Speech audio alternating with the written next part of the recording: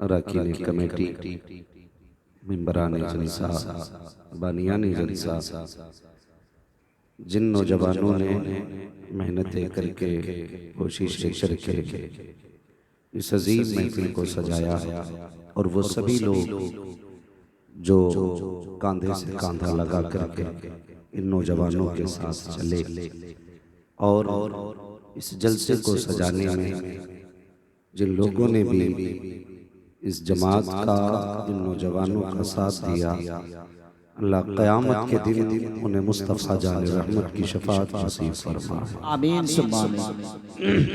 यकीनन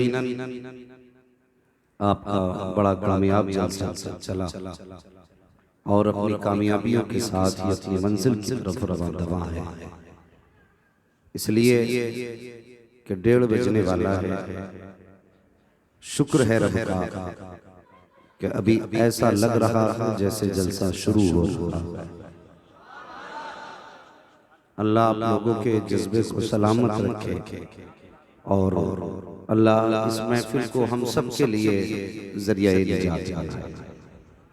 मेरी नज़रों के सामने जवान भी बैठे हैं, बूढ़े भी बैठे हैं।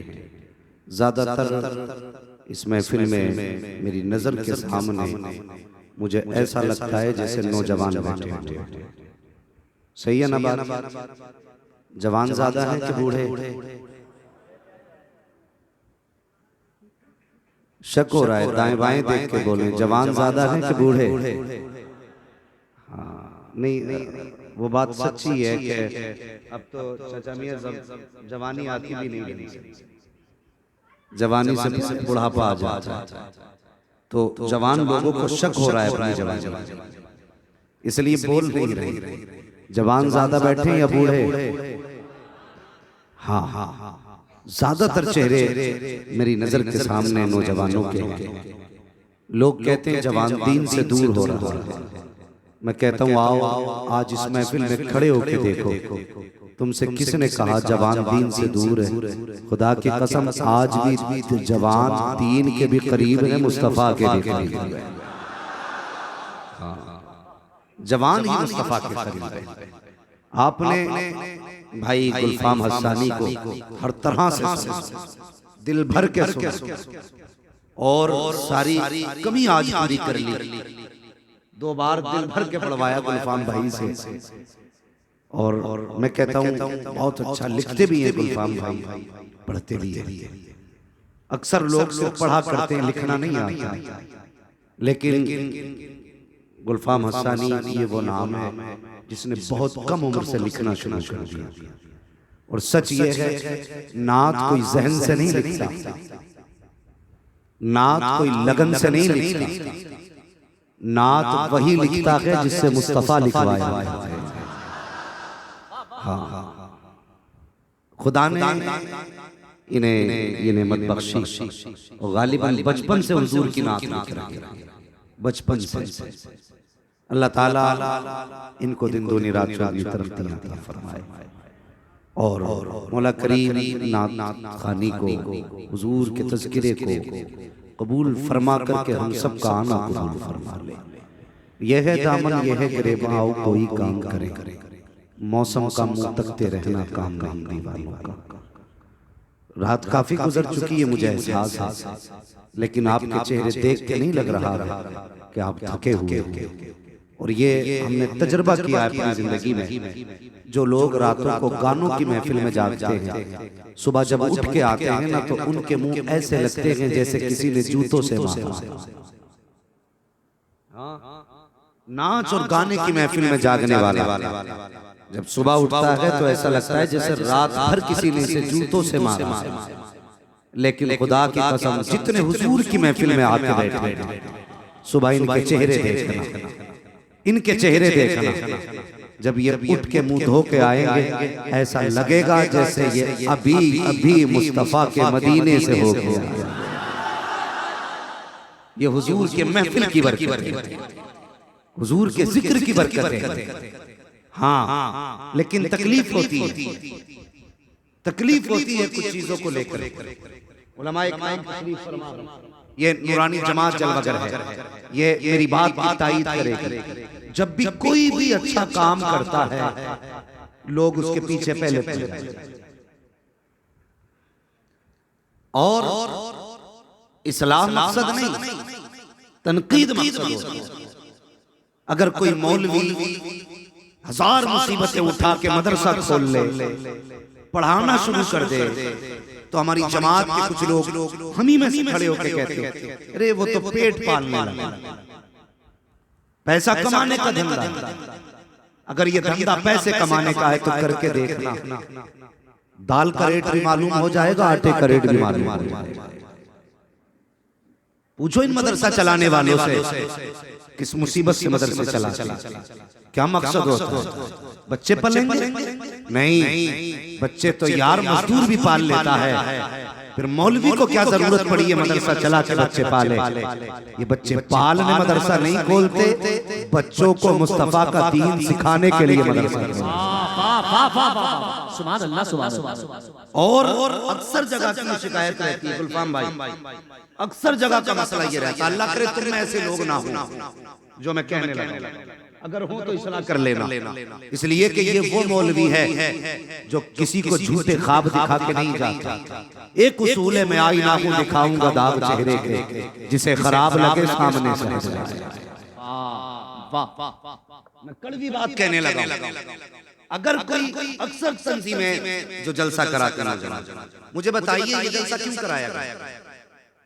नौजवानों के दिल में या कमेटी वाले जो भी हो, बूढ़े हो, जवान हो, बच्चे हो, जहन में ये बात आई कि अपनी बस्ती में हुजूर की महफिल कायम करें, जिसमें हुजूर के किसी दीवाने को बुलाएंगे, वो हमारी बस्ती वालों को ये बता के जाएगा जिंदगी कैसे गुजारेगा। ये जलसे क्यों कायम किए गए, ये बात भी कान खोल के सुन लें। ये जलसे इसलिए कायम किए गए कि हर उम्र का इंसान मदरसे नहीं जा सकता। ये जा सकता है किसी को बच्चों की फिक्र, किसी को परिवार की फिक्र, कोई कमाने में लगा, कोई खेत के काम में लगा, थक के आता सो जाता। अक्सर लोगों को उम्र गुजरने के बाद मदरसा जाने का वक्त नहीं मिलता। तो ये जलसे कायम किए गए कि एक रात ऐसी महफिल रखी जाए जिस रात में दीन की भी बातें हों, दीन वाले की भी बातें हों। ये सोच करके जलसे कायम किए गए। अब जब जलसे कायम हुए तो जाहिर है इसमें जब खर्च बढ़े तो कमेटी वालों ने पैसे इकट्ठा करना शुरू किया। ये डायरी देख के मुझे ख्याल है, कॉपी देख करके कितने पैसे आए हैं? 36,000 नकद, हाँ बाकी है। और ये आपसे ताउन किया गया। यकीन जाने मैं सिर्फ एक बात जानता हूं, जलसा कितने दिन में हो जाता आप बताएंगे? कमेटी वालों को छोड़ के कोई खाली आदमी बताएगा जलसा कितने दिन में हो जाता है? बज़ाहिर तो जलसा 8 घंटे में मुकम्मल हो जाता है, लेकिन इसकी तैयारियां महीनों महीनों होती। कितने दिन? महीने तक तैयारियां होती हैं। मुझे बताइए ये जलसा कराने वाले किसी के दरवाजे पे गए, कहा भाई हुजूर की महफिल होनी है, क्या ताउन करना है? तो जिसको हुजूर से प्यार है वो जेब में हाथ डालता। अगर 10 की उसकी अहमियत थी, उसने 10 रुपए, 50 की थी 50, 100 की थी 100 दिए, तो 10 वाला गरीब नहीं बोलता, ना देने वाला अमीर बोला करता। जिसे नहीं देने होते वो कहता कि साहब ये तो इन्होंने तमाशे बना रखे हैं, पेट पालने का जरिया बना रखा है, ढोंग है पैसे कमाने का। मुझे बता तो सही, मैं कमेटी वालों को खड़ा करूं और तुमसे पूछूं कि मुझे बताओ तुमने किसी कमेटी वाले को अपने दरवाजे पे हाथ फैला करके ये कहते सुना है कि मेरे बच्चे की तबीयत खराब है, कोई 10 रुपए दे दो, मेरे घर में आटा नहीं है 20 रुपए दे दो, मेरे घर में बच्चों के खर्च के लिए सामान नहीं है कुछ पैसे दे दो? कोई है जो किसी कमेटी वाले को ये साबित कर दे कि ये अपने बच्चे के इलाज के लिए 100 रुपए लेने आया था, अपनी बीवी के इलाज के लिए 500 लेने आया था, अपने शौक के लिए 1000 लेने आया था। कोई साबित नहीं कर सकता। अगर नहीं कर सकते तो मुझे बता, अगर ये तेरे दरवाजे पे गया है किसके लिए गया? अपने लिए गया? नहीं। अपने बच्चों के लिए गया? नहीं। अपने बाप के लिए गया? नहीं। फिर किसके लिए गया? अगर गया है तो रसूल पाक के लिए गया है, मुस्तफा के जिक्र के लिए गया है। तुम अगर धक्के दोगे तो तुम्हें क्या लगता है ये दलील हो जाएगा? और कमेटी वालों, दिल थोड़ा मत करना, कोई धक्के दे बर्दाश्त कर लेना, या दिल टूटेगा। क़यामत के दिन मुस्तफा तुम्हें सीने से लगा देगा। नारे तकबीर, नारे रिसालत, फैज़ाने मखदूमे सिंसा, मसलके आला हज़रत अल्लामा मुफ्ती हम्माद साहब किबला। दिल थोड़ा मत करना। मेरे हुजूर ने फरमाया था, मेरे आका ने फरमाया था, जो अच्छा काम करता है लोग उसकी टांग खींचते हैं, उसका पीछा करते हैं। और ये बात मैंने कही थी हजरते अली रज़ी अल्लाह तआला के ताल्लुक से। फरमाया अच्छे काम करने वालों को कभी पीछे मुड़ के नहीं देखना चाहिए, और इसकी फिक्र ना करो कि लोग तुम्हें क्या कहेंगे, लोग तुम्हें क्या कहेंगे। मेरे हुजूर ने 40 साल की उम्र शरीफ में ऐलान नबुव्वत फरमाया। कितनी उम्र में? जरा सारे बोले कितनी? 40 साल की उम्र में ऐलान नबुव्वत फरमाया। कुछ बदमज़हब हमारे सीधे बच्चों को गुमराह करते हैं और कहते हैं हुजूर को नबुव्वत 40 साल में मिली।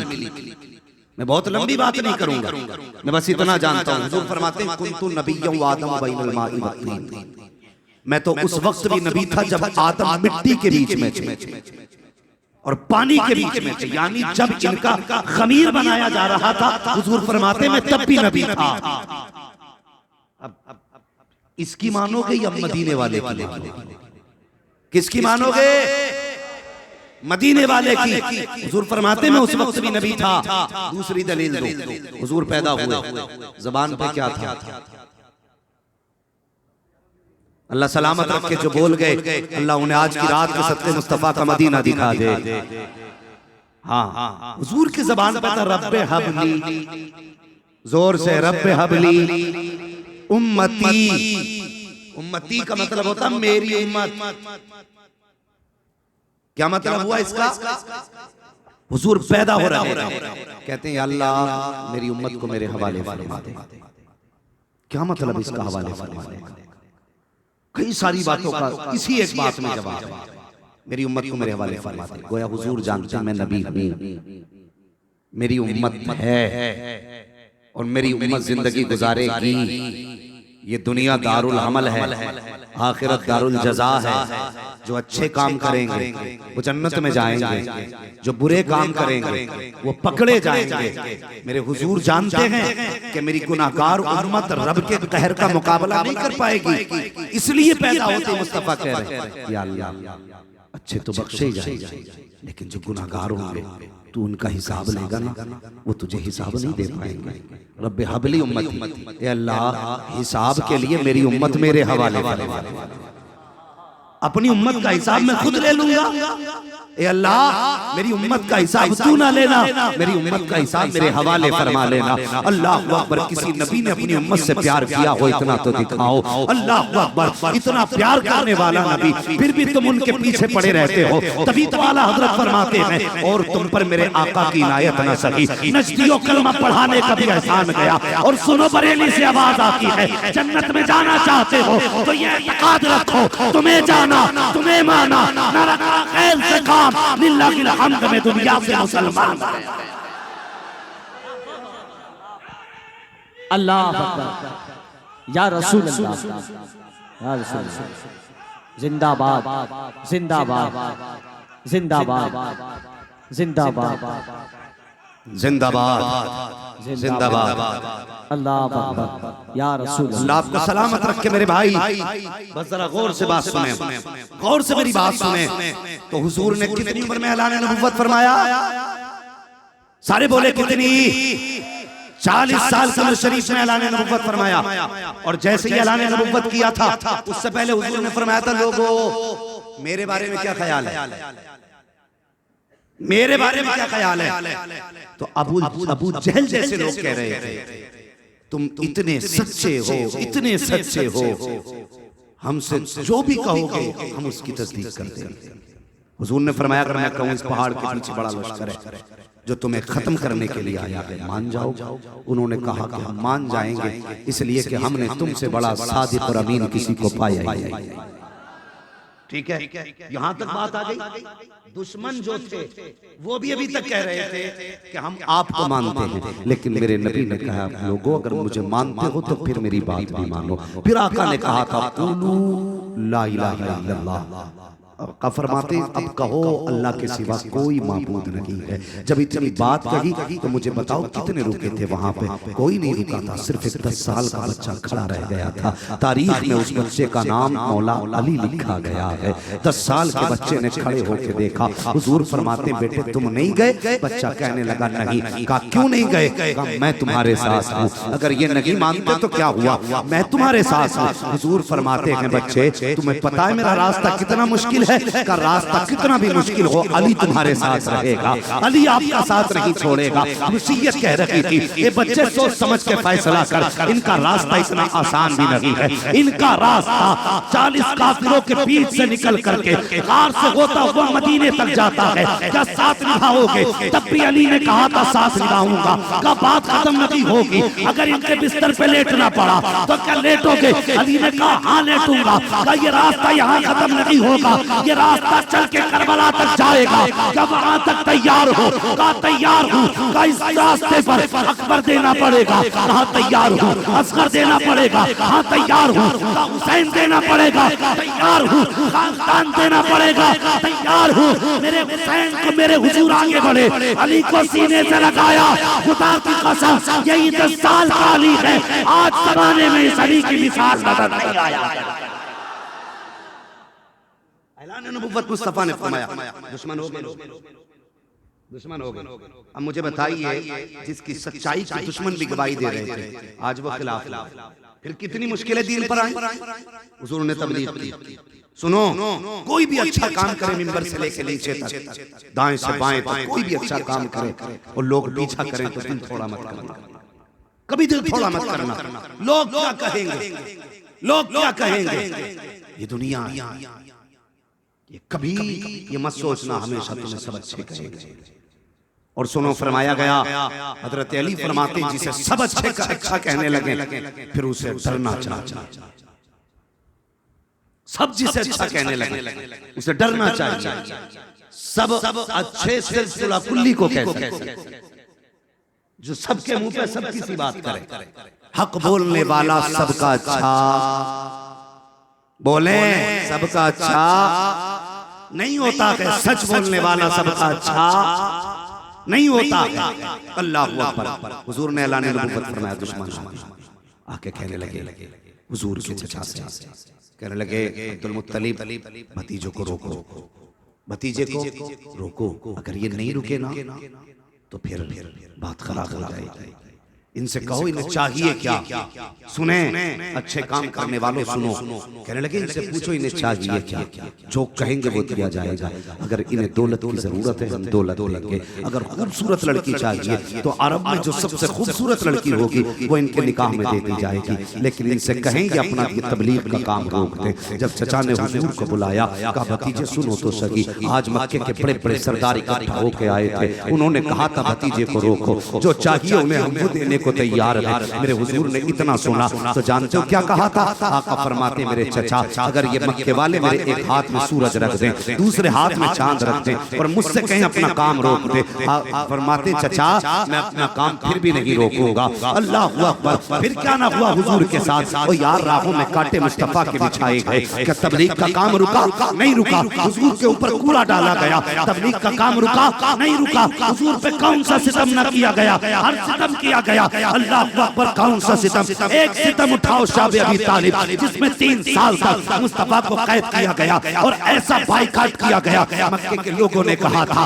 इनके साथ दावतें भी बंद है, इनके साथ मौत भी बंद है। अल्लाह अकबर, 3 साल का मुहासरा। मेरे हुजूर अपने चाहने वालों को सांस लेकर के, हजरत पैगंबर इस्लाम अपने चाहने वालों को सांस लेकर के उसी घाटी के अंदर गए और जाने के बाद आपने अपना वक्त गुजारना शुरू किया। और यार, हिंदुस्तान की जेल भी एक जेल है, दुनिया की जेलें उनके अंदर छतें होती हैं, लेकिन ये शाब अबी तालिब 3 साल की मशक्कतें काटने वाले ऐसी जेल में थे जहां कोई सायादार छत न थी। धूप पड़ती थी तो बदन में पड़ती थी, बारिश होती थी तो ऊपर गिरती थी, कोई छत वहां पे न थी। अल्लाह अकबर, ऐसे माहौल में हुजूर चाहने वालों के साथ हैं, मगर तबलीग का काम नहीं रोका। एक दिन हुजूर उसी शाब अबी तालिब में जब तशरीफ लाए हैं, अपनी बीवी हजरत खदीजतुल कुबरा आपके सामने आई है। आने के बाद आका के आगे खड़ी हो गई। मुस्तफा फरमाते हैं, खदीजा मेरी बेटियां नजर नहीं आ रही हैं। अल्लाह अकबर, सरकार अकेले न थे, उसी शाब अबी तालिब में मुस्तफा की 4 बेटियां भी मौजूद थी। अल्लाह अकबर, हुजूर उसी के अंदर हैं। आका करीम की बेटियां भी हैं। गालिबन दूसरी रिवायत के मुताबिक 2 बेटियां उसके अंदर मौजूद हैं, लेकिन इतना पक्का है हजरत फातिमा ज़हरा भी मौजूद हैं। अल्लाह अकबर, हुजूर फरमाते बेटी नजर नहीं आ रही है। जब इतनी बात कही ना, बेटी नजर नहीं आ रही है, हजरत खदीजतुल कुबरा की आंख में आंसू आ गए, रोने लग गई। आका फरमाते खदीजा बात क्या है? अर्ज करती है, या रसूल अल्लाह बेटी मेरी कमर के पीछे झुक के खड़ी है। या रसूल अल्लाह मेरी कमर के पीछे है। आका फरमाते किस लिए? का उनका चेहरा भूख से उतरा हुआ है और इस ख्याल से सामने नहीं आ रही है, अगर अब्बा हमारा चेहरा देखेंगे तो परेशान हो जाएंगे। आज कई दिन का फाका फातिमा का हो चुका है, इसलिए फातिमा सामने नहीं आ रही है। मेरे हुजूर ने इतना सुना है, सैयदा को आवाज दी है, सैयदा फातिमा सामने आई है। मुस्तफा फरमाते हैं, बेटी क्या हाल है? रो के कहती है, अब्बा जान आज भूख बर्दाश्त नहीं हो रही है। और घरों में बैठ कर 6 टाइम खा करके अच्छे काम करने वालों के खिलाफ भौंकने वालों, कौन सा चेहरा मुस्तफा को दिखाओगे? कौन सा चेहरा आका के सामने लेकर के जाओगे?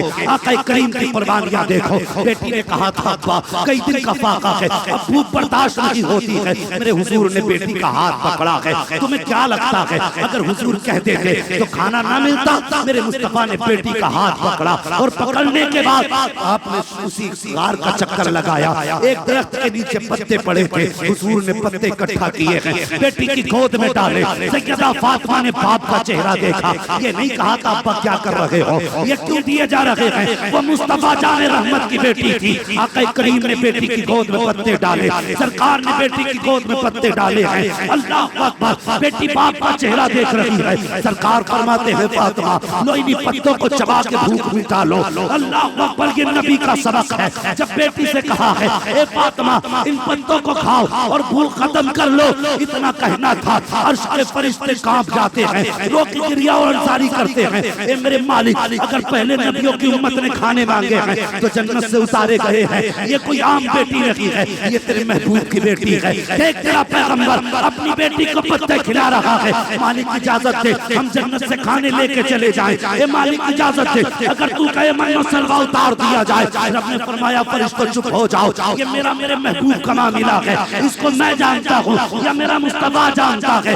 ये कहकर फरिश्तों को चुप किया गया। उसके बाद मुस्तफा के हाथ उठ गए। आका करीम ने कहा था, ए मेरे परवरदिगार, मैंने आज अपनी फातिमा को पत्ते खिलाए हैं, इसके बदले में मैं तुझसे महल नहीं मांगता हूँ, ऐशो इज्जत नहीं मांगता हूँ, दुनिया की हुकूमत नहीं मांगता हूँ, बस इतना चाहता हूँ, अगर इसका बदला देना चाहे तो इतना करना, मेरी गुनाहगार उम्मत को जन्नत का परवाना अता फरमा दे। अल्लाह अल्लाह।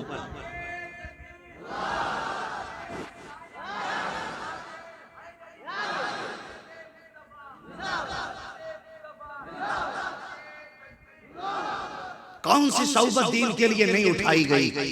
क्या मेरे हुजूर ने दीन का काम छोड़ा? बोलो, अगर यही सोच के दीन का काम लोग छोड़ दें तो तुम्हें दुनिया में कोई मदरसा नहीं मिलेगा। अगर लोगों के तानों से तंग करके लोग दीन का काम करना छोड़ दें तो तुम्हें कोई दरसगाह नहीं मिलेगी। इसलिए खुदा के वास्ते अगर आप दे नहीं सकते हैं तो कम से कम किसी का दिल भी न तोड़ें, किसी का दिल ना तोड़ें। मुसलमान बनिए, डॉक्टर इकबाल ने कहा था यूं तो सैयद भी हो, मिर्जा भी हो, अफगान भी हो, तुम सभी कुछ हो, बताओ कि मुसलमान भी हो।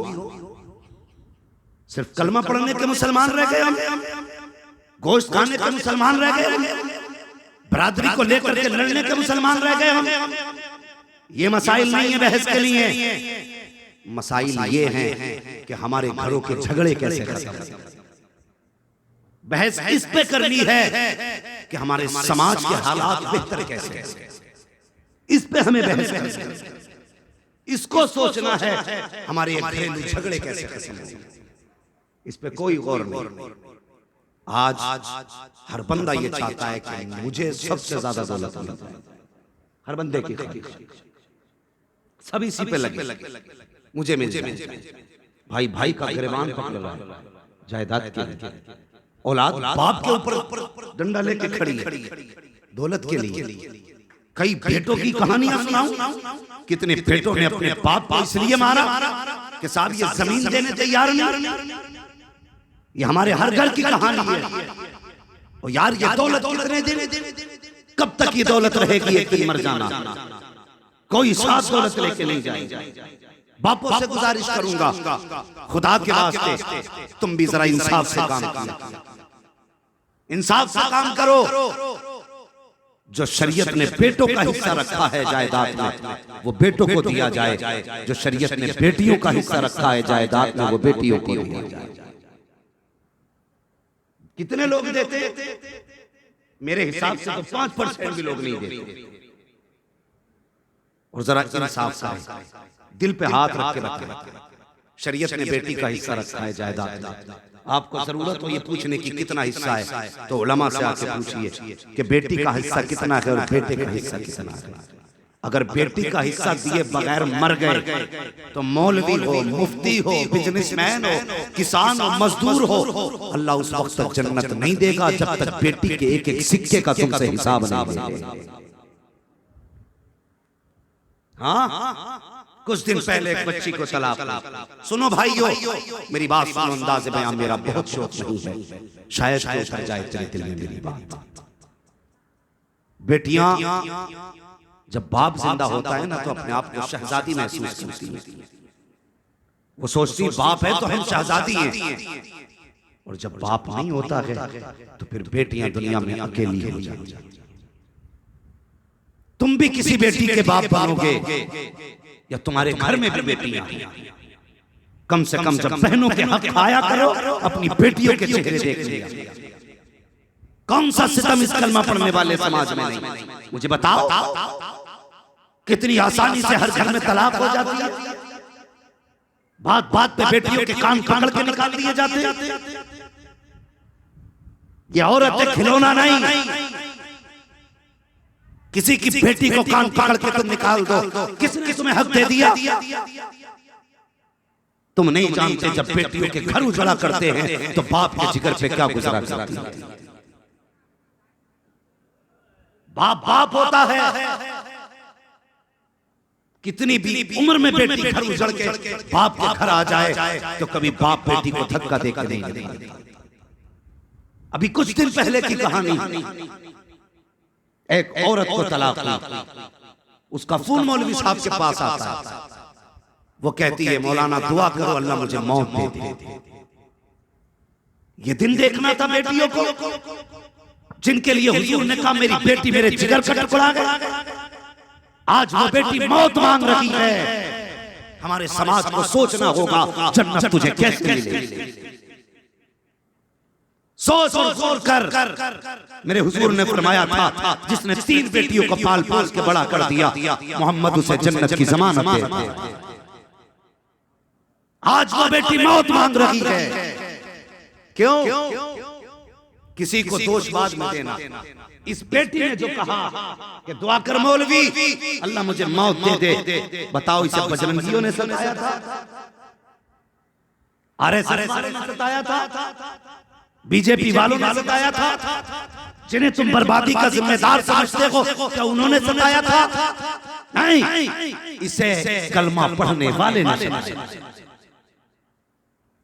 सकी वो रो के कहती है कि कुछ दिन तक बाप पालता रहा, आखिर वो दिन भी आ गए जिस दिन मेरे बाप को दुनिया छोड़ के जानी थी। उसने मेरे भाई कहती है कि मेरे बाप ने भाइयों को बुलाया और बुला के कहा था, सुनो बेटे, मैं अपनी बेटी तुम्हारे हवाले करके जा रहा हूँ। मेरी बेटी पहले दुखों की मारी है, मेरे बाद इसे रोने मत देना। उसने कहा, मेरे भाइयों ने बाप के सामने खड़े होकर कहा था, अब्बा परेशान ना हो, पूरी जिंदगी बहन को दुख नहीं होने देंगे। कहती बाप का दफन हुआ, उसके जनाजे को दफनाने के बाद जैसे कुछ दिन गुजरे हैं, हमारी भाई कहने लगे, ए बहन तुझे दूसरा घर खरीद के दे देते हैं, तेरी वजह से घर में झगड़े हो रहे हैं, तेरे बच्चे घर में लड़ाई करते हैं। का जब इतनी बात भाइयों ने कही, मेरी चीख निकल गई। मैंने रो के कहा कि मुझे घर से बाहर ना निकालो, मैं तुम्हारे टुकड़ों पे नहीं आई, मैं इस हवेली में इसलिए रहती हूँ कि इस हवेली से मेरे बाप की यादें जुड़ी हैं, मेरी माँ की यादें जुड़ी हैं, इसलिए इस हवेली में आई हूँ। कहा जब भाइयों ने ना माना, एक दिन मेरा हाथ पकड़ा, धक्का देकर घर से बाहर खड़ा कर दिया।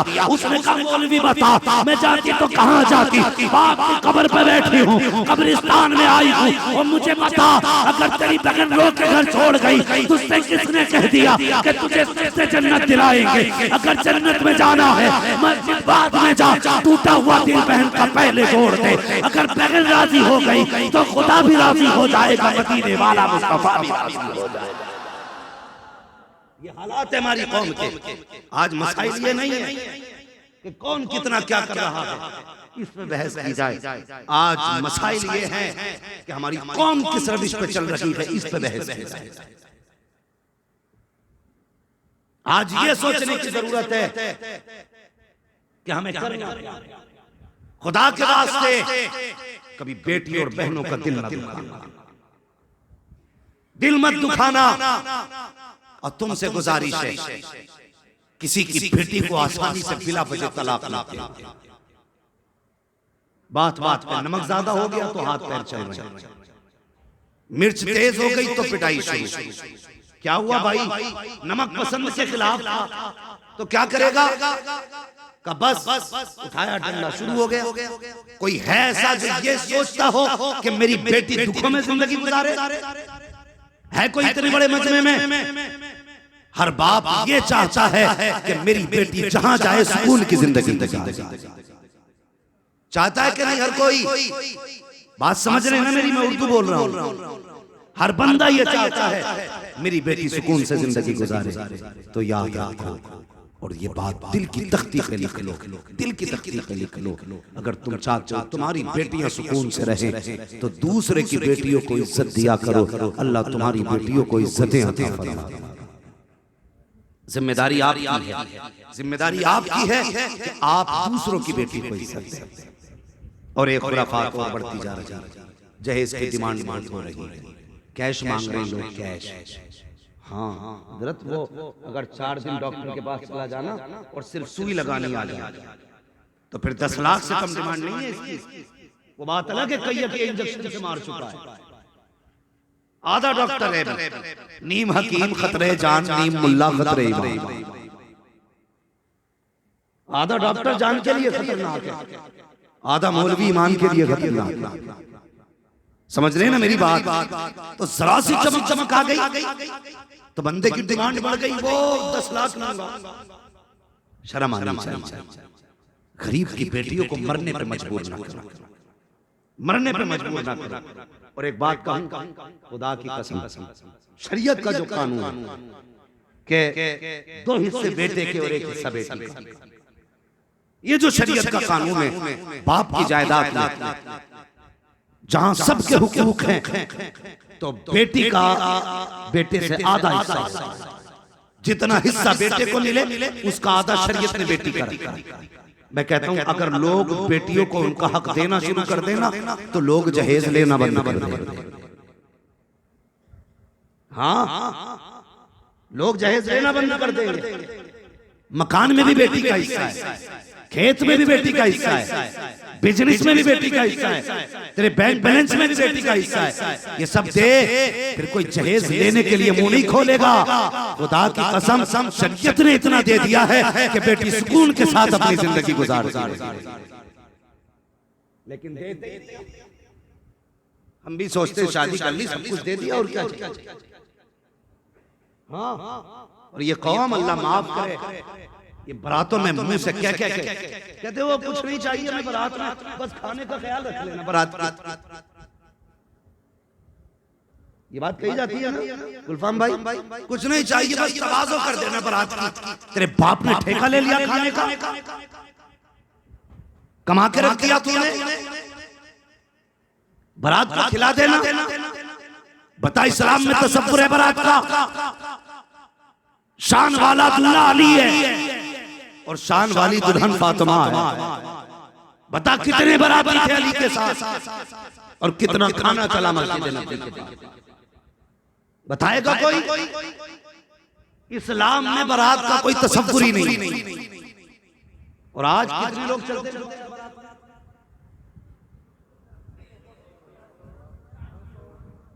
कितने? अल्लाह अकबर, 300 से लेके 500 600 तक लोग चलते। हाँ हाँ वही बारात, वही ठलुए लोग जिन्हें कोई काम नहीं, वो बाराती ढूंढते रहते हैं। गलत नहीं कह रहा हूं। हुजूर ने फरमाया निकाह आसान करो। इतने मुश्किल हो गए निकाह, बेटी जवान हुई गरीब की, वो यार उसने बेटी जवान की पालने के बाद जवान कर दी बेटी। उसके बाद रिश्ते की बात आई तो 5 लाख का भिखारी दरवाजे पे आया, कोई 10 लाख का कुत्ता दरवाजे पे आके बैठ गया, मुझे 10 लाख चाहिए, 20 लाख चाहिए। हराम के हैं जो लेने चला आया, यूं ही मुंह फैला के चले आते हैं। जब खाने की बात आई कहता बारात को ठीक ठाक खाना देना। 600 लोग लेकर के गरीब के दरवाजे पे जाके बैठ गए। मुझे बता तो सकी, तेरे जहेज की लिस्ट पहले से मौजूद थी, तेरे कैश की लिस्ट पहले से मौजूद थी, ऊपर से 500 लोग खाने के लेके जाते हो। मुझे बताओ तो सकी क्या मतलब होता है 600 लोगों को ले जाने का? ओ यार एक गरीब से पूछो, उसने बेटी के निकाह के इंतजाम कितनी मुश्किल से किए हैं, कैसे बेटी को रुखसत कर रहा है। 600 लोग बारात में जाया करते हैं, फिर भी शर्म नहीं आया करती है। 600 लोग जाकर के बैठते हैं, आधा खाते आधा फेंका करते हैं। और उसके बाद गरीब बाप को देखा करो, कभी इस कोने में घूम रहा है, कभी उस कोने में है, लोगों से कह रहा कोई कमी रह जाए तो माफ कर देना, कोई कमी हो जाए तो माफ कर देना, कोई कमी हो जाए तो माफ कर देना। ओ यार ऐसे माफी मांग रहा है जैसे किसी का मुजरिम हो, ये ऐसे गर्दन झुका के फिर रहा है जैसे नाक कटाली हो किसी से। हमें हया नहीं चाहिए। 600 लोग लेकर गरीब के दस्तरखान पे चले गए और अल्लाह माफ करे इन बरातियों से, तो अल्लाह ही बचाए। दावत एक बराती की थी तो 2 को साथ लेके जा रहा है। और सुन तो सकी, अगर गरीब ने 300 का इंतजाम किया है, तुम 350 पहुंच गए, अगर वो 50 को ना खिला सका तो गरीब की पगड़ी उछल जाएगी, उसकी टोपी पे लोगों के इशारे होने लगेंगे, लोग उसको जलील करने लगेंगे। खुदा के वास्ते पहली बात बारात में जाया ना करो, अगर जाया भी करो आधा पेट खाना अपने घर पे खा के जाया करो, आधी रोटी घर खा के जाया करो, और गरीब के यहाँ पे जाके आधा खाना खाओ ताकि गरीब की भी इज्जत रह जाए और मुस्तफा जाने रहमत का भी दिल करेगा ठंडा हो जाए। 600 लोग लेके जाना बारात। कहता जी बात वाला आदमी हूं ना, इसलिए इतनी बारात लेके जाऊंगा। बेटे बात यहाँ नहीं, वलीमा कर, वलीमा कर अपने घर और फिर खिला 600 लोगों को, तब देखेंगे तेरी औकात क्या है, तब पता चलेगा कितनी पावर वाला है। दूसरे के घर 600 लोग लेके गया, खाना अच्छा देना, और ये बारात वाले खाया, मुंह में खिलाल डाला और कहने लगे बाकी सब ठीक था, नमक तेज। कोई काम नहीं था लोगों को, बेकार निहायत घटिया, जिन्हें अपने घर कभी इज्जत की रोटी नसीब नहीं हुई, वो दूसरों की इज्जतें उछाला। सब कुछ ठीक था, मिर्च और कोई ऐप नहीं लेना, कहते ठीक था लेकिन पानी पिलाने वाला कोई नहीं। ऐप जरूर निकालते हो, उससे पूछ जिसने बेटी के खाने का इंतजाम किया। पूरी रात जाग के इसने ओवरनाइट ड्यूटी की है, इसलिए कि इज्जत से बेटी के हाथ पीले पी सके। इससे पूछ कहां से लाया था खाने का सामान। जिस दिन बेटी पैदा होती है बाप उस दिन घी खाना छोड़ देता है। जिस दिन बेटी पैदा हो जाती है उस दिन बाप नए कपड़े छोड़ देता है, सिर्फ इसी दिन के लिए कि ताकि बेटी को इज्जत से रुखसत कर सके।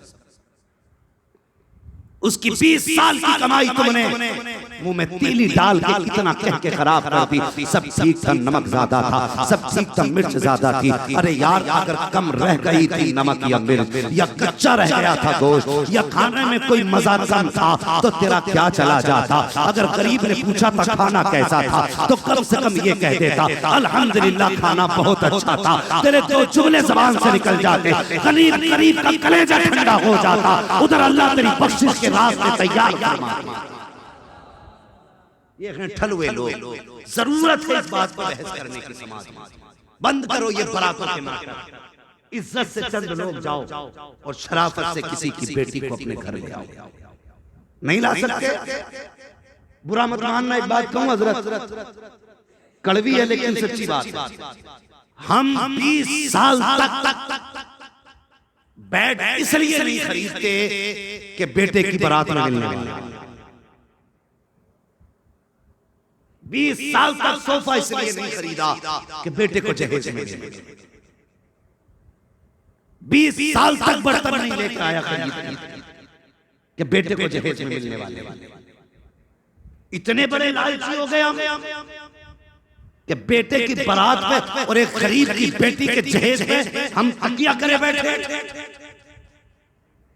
और कम से कम इतना लेके तुमने गरीब को बख्शा होगा। तुमने तो जहेज और बैठ और दुनिया भर की नेमतें लेने के बाद भी गरीब को नहीं बख्शा। कितनी बड़ी नाइंसाफी की तुमने बेटी के साथ।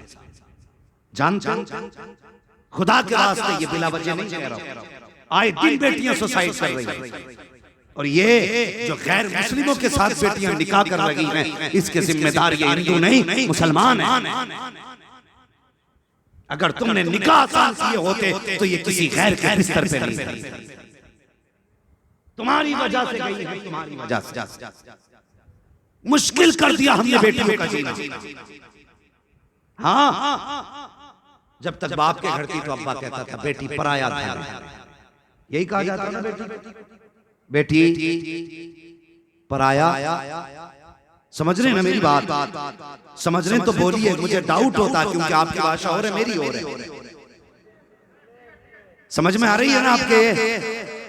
सब कहते हैं बेटी पराया, बोलिए अल्लाह सलामत रखे, बेटी पराया धन है। बाप ने कहा बेटी पराया धन है। जब ससुराल गई तो ससुराल वालों ने कहा पराए घर से आई। किसने अपनाया बेटी? न बाप ने कहा ये बेटी का, न ससुराल वालों ने कहा ये तेरी। बाप कहता था पराया धन है चली जाए, ससुराल वाले कहते पराए घर से आई। आज बेटी पूछ रही है इसका घर कौन सा? कौन फैसला करेगा ये? बेटी का अपना घर कौन सा है? अगर इससे ससुराल में कब टूटा, प्लेट टूटी, नुकसान हुआ, तो डायरेक्ट सास बोलती है तेरे बाप ने दे दिया था। जबान को ताला लगा, होश के नाखून ले, कहीं ऐसा ना हो तेरी बात अल्लाह को नागवार गुजर जाए और अल्लाह तेरी जबान पे फालिश डाल दे। हाँ, जब ये कहा जाता है ना तेरे बाप ने दिया, तो फिर बेटी को बड़ा एहसास, तब रोती है बेटी। ससुराल वालों से कहती तुम्हारी मर्जी करे जूतों से मारो, लेकिन मेरे बाप को कभी गरीबी का ताना मत देना। तब रोती है बेटियां। और जिन घर में बेटियां रोया करती हैं उनमें बरकतें नहीं, अल्लाह की तरफ से आफतें आए। याद रखना मेरी बात। कोशिश करो किसी की बेटी घर में नहीं रोनी चाहिए, नहीं रोनी चाहिए। जरा सी बात बिगड़ जाती है। समधी समधी समझते, समधी बोला करते, समधी समधियों की नाक का झगड़ा हो गया किसी बात को लेकर के, तो फिर बेटी नहीं भेजी जाती कि मैं नहीं जाऊंगा। उसने ऐसे कहा कैसे? वो इधर से समधी कहता नहीं मेरी नाक उससे भी ऊंची है, तुम्हारे झगड़ों में पिसा कौन बेटी? एक बच्ची का फोन आया, हजरत दुआ करें 3 साल हो गए मैं घर नहीं जा पाई। मैंने कहा खैर तो है? उसने कहा कि हमारे बाप और हमारे ससुर का आपस का झगड़ा है। और इनके झगड़े की वजह से 3 साल से ज्यादा हो गए मैंने अभी तक अपना घर नहीं देखा। तुम्हारी नाक के झगड़े अजीब हो गए, तुम्हारी वजह से दूसरों की जिंदगी मुसीबत। कैसे झगड़े नाक के?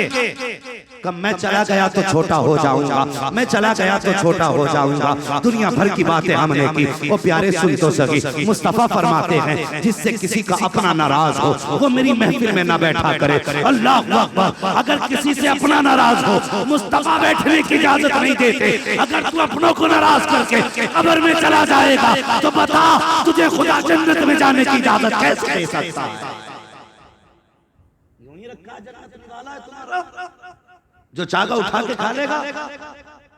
नौजवानों कोशिश करना किसी अपने को रूठने नहीं देना, किसी को नाराज नहीं होने देंगे। और रूठे हैं तो रूठों को मना लो, रूठों को। अल्लाह अकबर। लेकिन किसी को दिल ना तोड़ना। कई साल बेटियां गुजार देती हैं, कोई देखने वाला नहीं होता, कोई पूछने वाला नहीं होता। और मर्दों तुम्हारी मर्दानगी को सलाम करूं। जब जी चाहा गाली बोली और कहा निकल मेरे घर से। ये डायरेक्ट तुम्हारी जबान के जुमले होते हैं, डायरेक्ट निकल मेरे घर से। क्यों निकल जाए? निकाह के बाद आई है, भाग के नहीं आई है। अभी निकाल दूंगा। क्यों निकालेगा? तेरा एहसान इस पे। जिस दिन से अपने घर से आई है तेरे बाप के दिए हुए बिस्तर पे नहीं लेटी है, जब से आई है अपने बाप के दिए हुए बिस्तर पे लेट रही है। किस चीज का एहसान? जब से आई है अपने बाप के दिए बर्तनों में खा रही है। और घरों के हालात अच्छे करो, आए दिन झगड़े हो रहे हैं। दारुलिस्ता में जाके देखो, मौलवियों के पास सबसे ज्यादा सवाल तलाक के आ रहे हैं। क्या जरूरत उम्मत को आ गई कि तलाक पे तलाक हो रही है, निभाव नहीं हो रहा है, मियां बीवी के झगड़े बढ़ते जा रहे हैं। खुदा के वास्ते एक दूसरे का हक समझो, एक दूसरे को हक दिया करो। मेरे मुस्तफा का किरदार समझो। आका करीम की जिंदगी आप देखो प्यारे। जब मेरे हुजूर फतह मक्का के दिन मक्के में तशरीफ लाए हैं, अल्लाह अकबर, हर तरफ खुशी थी मुसलमानों में। हुजूर ने मक्का फतह किया है। आका करीम से लोगों ने कहा था आका मेरे घर मेहमान बन जाए, आका मेरे घर मेहमान बन जाए। मुस्तफा ने फरमाया था लोगों आज मेरा खैमा वहां लगाया जाए जहां मेरी खदीजा की कब्र बनाई गई है। आज मैं अपनी रात खदीजा की कब्र के साथ गुजारूंगा। या रसूल अल्लाह, इतना प्यार किस लिए? मुस्तफा फरमाते हैं जब जमाने में नजरें फेरनी थी तब मेरी खदीजा ने हाथ पकड़ के मोहम्मद को सहारा दिया। ये किरदार है मेरे मुस्तफा का, और ये सलूक था हुजूर का बीवी के साथ। ये अखलाक, कितना प्यारा अखलाक हुजूर का, कितना प्यारा अखलाक हुजूर सल्लल्लाहु अलैहि वसल्लम। आका करीम ने इतना फरमाया ना, आज मुझे खदीजा के साथ इनकी कब्र के पास मेरा खेमा लगाया जाए, मैं अपनी रात खदीजा की कब्र पे गुजारूंगा। अल्लाहु अकबर। वो बीवी की कब्र की बात कर रहे हैं, ये जवान तो माँ की कब्र तक जाने तैयार, बाप की कब्र तक जाने तैयार नहीं। तुमसे किसने कह दिया जन्नत को थाली में रखा हुआ निवाला यूं मिल जाए? शहादत कहे उल्फत में कदम रखना है, लोग आसान समझते हैं मुसलमान। बदलो अपने आप को और रिश्ते निभाना सीखो, रिश्ते निभाना सीखो। अगर तुम गलत बर्दाश्त नहीं कर सकते तो तुम्हें अच्छा कहने का हक भी नहीं। अगर किसी में कमी है उसे माफ करने की आदत है, उसे माफ करने की आदत डालो। मेरे हुजूर की जिंदगी देखो, जब हुजूर ने कहा ना मुझे अपनी रात अपनी खदीजा के साथ गुजारनी है, या रसूल अल्लाह खदीजा से इतना प्यार है। मेरे मुस्तफा फरमाते हैं लोगों सुनो, बात ये है मेरी जिंदगी में जब तक खदीजा बाहयात रही मुझे कभी दरवाजा बजाने की जरूरत नहीं। कितने साल हज़रत खदीजा ने हुजूर के गुजारे, हुजूर के साथ कितने साल गुजारे बता सकता है कोई? अल्लाह सलामत रखे, हर साल जलसे करते अपने हुजूर की कुछ बातें याद रखा करो। 25 साल मेरे हुजूर ने हज़रत खदीजा के साथ गुजारे। कितने? सारे बोले कितने? 25 साल हुजूर ने हज़रत खदीजा के साथ गुजारे। लेकिन आका फरमाते हैं कभी मुझे दरवाजा बजाने की जरूरत नहीं पड़ी। 25 साल के पीरियड में आका फरमाते हैं जब मैं कभी आता, फरमाते दरवाजे पे आता था, फौरन दरवाजा खुल जाता था। मैंने एक दिन कहा खदीजा बता तो सही, मैं कभी खांसता नहीं, कभी आवाज नहीं देता, कभी दरवाजा नहीं बजाया, तुम्हें कैसे खबर हो गई मेरे आने की? हजरत खदीजा फरमाती है महबूब आप दरवाजे की बात कर रहे हो, आप पहले वाले चौक में होते हो, हुजूर आप तो उस चौराहे पे होते हो, नबुव्वत की खुशबू मेरे घर में आपसे पहले आ जाया। ये रिश्ते हुजूर के थे। और आका फरमाते एक दिन मैं घर में आया, सुने मेरी माँ बहनें भी सुने, तुम भी किसी के घर में आग ना लगाओ, तुम्हें भी दूसरा काम नहीं, जरा सी शोहर से कमी हो, जब से आई हूं मुसीबतों में ही हुई, ना शुक्री ना करा, ना शुक्री के लिए बड़ा सख्त अज़ाब अल्लाह ने रखा है, ना शुक्री ना करा। शोहर घर में आया करे, थक के आया करे, तेरी जिम्मेदारी है, शोहर घर में आए सबसे पहले उसके पास आ, उसे सलाम कर, फिर उससे पूछ पानी पिएंगे या चाय पिएंगे, जो वो कहे वो पिला, खुदा की कसम मुस्कुरा के उसका चेहरा देख। आका फरमाते जब मियां बीवी एक दूसरे को मुस्कुरा के देखते हैं, अल्लाह दोनों के सारे गुनाहों को माफ फरमा दिया। मगर मुस्कुराने की बात छोड़ो साहब, हालात क्या है इन औरतों के, ये भी बता दूं हजरत, अगर बात ना कबार ना गुजरे बता दूं। तैयार हैं आप लोग? अगर तैयार हैं तो कह दें या रसूल अल्लाह। औरतों के हालात ये हैं, पूरा दिन मोहल्ले में बात करेगी, कभी इसके घर, कभी उसके घर, कभी उसके घर। जब शाम को शोहर के आने का वक्त होगा तो बैठ जाएगी बच्चे को लेकर, उसे पता जब दरवाजे पे शोहर आ गया बच्चे को मारना शुरू, दूसरी तरफ आटा लेके बैठ जाएगी। शोहर घर में घुसा, इधर बच्चा रो रहा है और इधर आटा गूंद रहा है, तो वो देख के कहता अब तक खाना नहीं बना, तो जनाब क्या कहती है कि सुबह से इतनी परेशान। हाँ ये नहीं बताती मोहल्ले भर में घूमी है आज, अभी आए हैं आपके आगे, लेकिन शोहर को बेवकूफ बनाने के लिए बच्चे को मार के कहा बस इतना परेशान कर रहा है कि इससे फुर्सत नहीं मिली सुबह से। शोहर कहता ओहो कोई बात नहीं है, चलो चलो से छुपाओ काम हम संभाल लेते हैं। कितनी मक्कारी औरतों के अंदर आ गई है। खुदा के वास्ते मुस्तफा के बेटी की कनीज बनने वाली बेटी हो, जरा तुमसे भी गुजारिश है, शोहर घर में आया करे तो इसके आने से पहले चेहरे पे बारा ना बजाया करो, अपने चेहरे बिगाड़ा ना करो, घर के हालात सारे चेहरे पे न लाया करो। अगर घर में कोई हादसा भी हुआ है तो चेहरा सही करके बैठ जा। अल्लाहू अकबर। जब शोहर घर में आए चेहरा बिगाड़ के न दे, मुस्कुरा के देख, तब तक उसकी उतरेगी, अल्लाह गुनाह तेरे सारे माफ फरमा देगा। ये बेटियों की भी जिम्मेदारी, अल्लाह हमारे घरों के हालात मेरे हुजूर, अल्लाहू अकबर, सारी कायनात कुर्बान मेरे हुजूर के कदमों पे, सारी कायनात कुर्बान। एक दिन हुजूर फरमाते ना, मैं आया ना बाहर से तो लोगों ने मुझे पत्थर से मारा था। हुजूर फरमाते मैं घर में आया ना तो मेरी खदीजा ने दरवाजा खोला और दरवाजा खोल के कहने लगी लगता है आज भी दुश्मनों ने सताया है। ये कह के आका फरमाते खदीजा आगे बढ़ी, मेरा हाथ पकड़ा, बिस्तर पे बैठाया, मेरे चेहरे का खून साफ किया और मेरे चेहरे की मिट्टी साफ की। उसके बाद हुजूर फरमाते मुझे बैठाया और कहते खदीजा एक खजूर का प्याला लाई और एक दूध का प्याला लाई। आका फरमाते खदीजा मेरे मुंह में खजूर देती जाती और फिर दूध के प्याले का दूध का घूंट पिलाती। आका फरमाते हैं जब कुछ खजूरें रह गई मैंने खदीजा का हाथ पकड़ा। सुने बीवियों के रिश्ते शोहरों के साथ कैसे होने चाहिए। आका फरमाते जब खदीजा ने आखिरी खजूरें कुछ रह गई, मेरे मुंह में खजूर दी, मैंने हाथ पकड़ लिया, मैंने कहा खदीजा मैंने तो खा लिया है, तूने कब से नहीं खाया है। अल्लाह अकबर इतना कहा। आका फरमाते मेरे खदीजा की आंख में आंसू आ गए, रो के कहने लगी महबूब अगर भूख की वजह से हमें कुछ हुआ तो सिर्फ हमारा नुकसान होगा, अगर आपको कुछ हुआ तो सिर्फ आपका नहीं बल्कि पूरी कायनात का नुकसान होगा। हुजूर हमें नुकसान हो जाए ये गवारा तो हो सकता है, आपको नुकसान हो जाए ये गवारा नहीं हो सकता। या रसूल अल्लाह वजह ये है कि हमारे जैसे तो हजारों आ सकते हैं लेकिन आपके जैसा जमाने में कोई दूसरा नहीं आ सकता। ये शोहरों से बीवियों की मोहब्बत होनी चाहिए। जब रिश्ते ऐसे होंगे खुदा की कसम घर तुम्हारे होंगे, रहमत खुदा की उतरेंगी। हालात बेहतर करो, लेकिन आज जाओ मार्केट में सबसे ज्यादा मुसलमानों की बेटियां मिली। हाँ, मर्दों से ज्यादा औरतें, और वो मर्द बेगैरत हैं जो अपनी बीवियों से कहते हैं जा मार्केट जाके खुद सौदा ले आ। औरतें बाजार के लिए नहीं, तू है बाजार के लिए।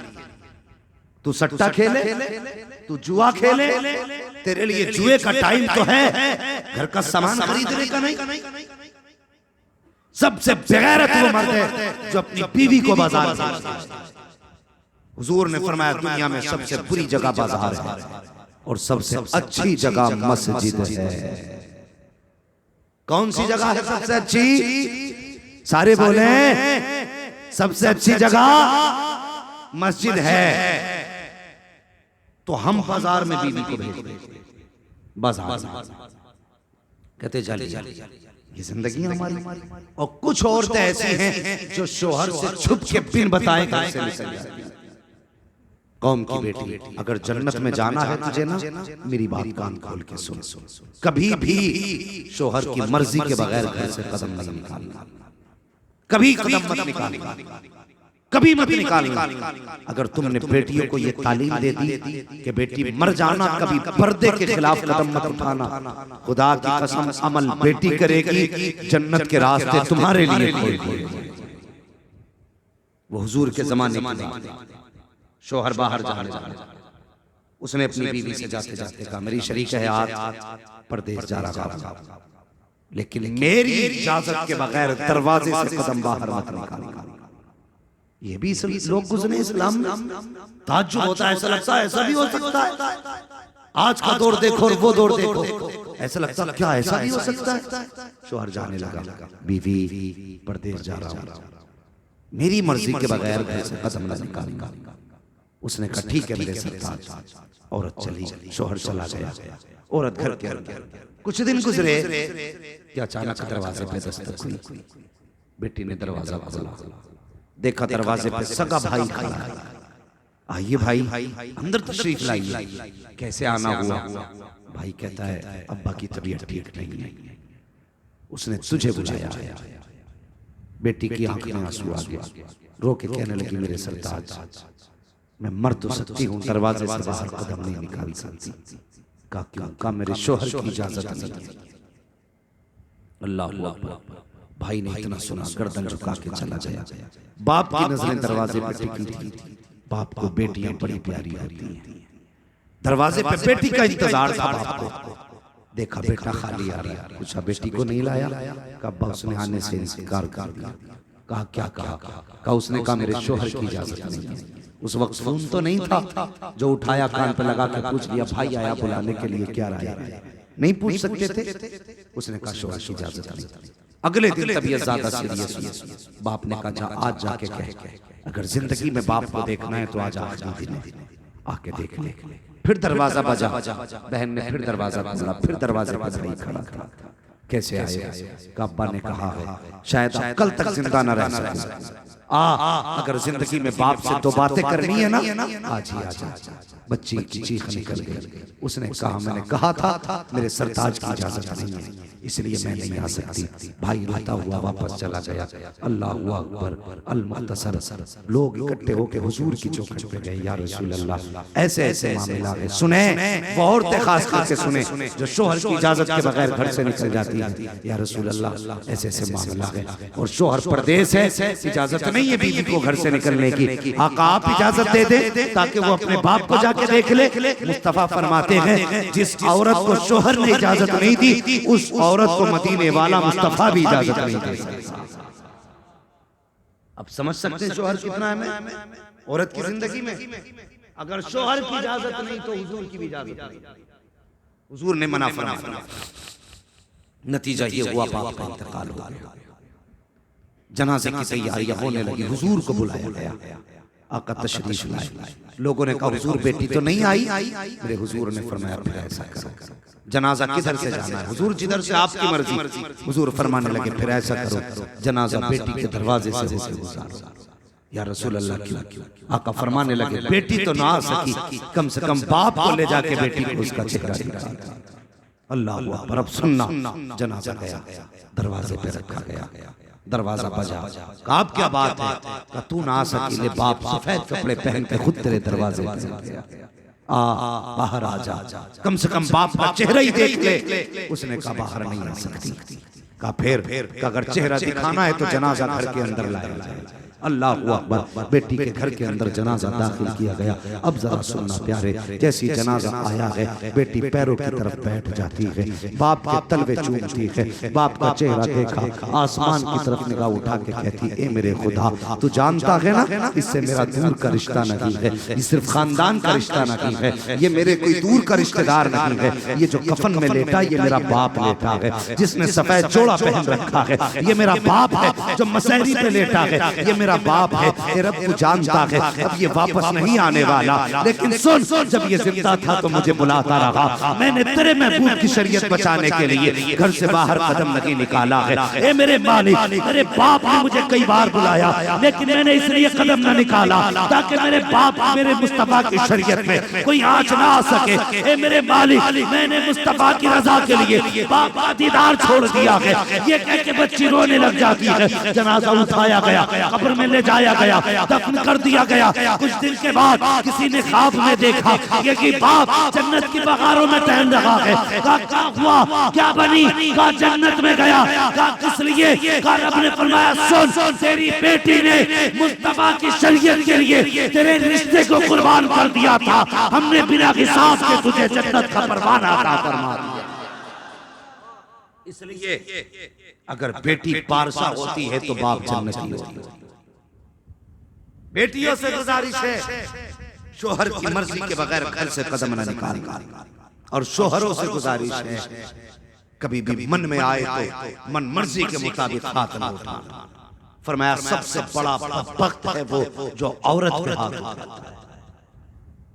हाँ, अपनी ताकत इन्हें न दिखाओ। क्यों मार लेते हो? इसीलिए ना कि ये पिटती रहती है। अगर बराबर थप्पड़ चलता तो मार पाते? घर तो छोड़ो, दरवाजे पे किसी को तुम नहीं मारते हो, इसलिए कि वो थप्पड़ मार सकता है। हाँ, जब मर्जी चाहा जिसकी बेटी को पीट लिया। मुझे बता तो सकी, मुझे बता तूने हाथ चलाया ये पिटती रही, कमजोर थी तुझसे? हाथ नहीं है इसके, अपाहिज चाहिए? कहा नहीं, हाथ भी है, ताकत भी है, क्यों पिटी? ये भी तो मार सकती थी। कभी सोचा तूने? खुदा की कसम तूने जो भी किया ये बर्दाश्त करती रखी, कमजोरी की वजह से नहीं, बाप की पगड़ी की वजह से बर्दाश्त करती रखी, बाप के सफेद बालों की वजह से बर्दाश्त करती रखी। इसलिए कि जब ये घर से चली थी तो इसके बाप ने कहा था बेटी मर जाना, लेकिन मेरी पगड़ी पे आंच मत आने देना, अपनी जान तो दे देना, मेरी इज्जत की हिफाजत करना। ये मर जाएगी लेकिन बाप की इज्जत पे आंच नहीं आने देना। इसलिए किसी की मजबूरी का फायदा न उठाना, घरों के हालात देखो, झगड़े खत्म करो, करेंगे खत्म इंशाअल्लाह। अब भी कुछ लोग नहीं बोल रहे, लगता है मूड बना के बैठे हैं, आज जाके पीटेंगे। झगड़े खत्म करोगे कि नहीं? और एक बात बता दूं, मर्जी है तुम्हारी खत्म करना या मत करना।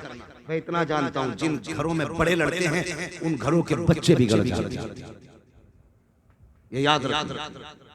उन घरों के बच्चे बिगड़ जाते हैं जिन घरों में बड़े लड़ते हैं। फिर बच्चों को कोई मौलवी नहीं सुधार सकता। फिर कह रहे मौलवी तावीज दे दो और तुम्हारे पास छोड़ दे, क्यों?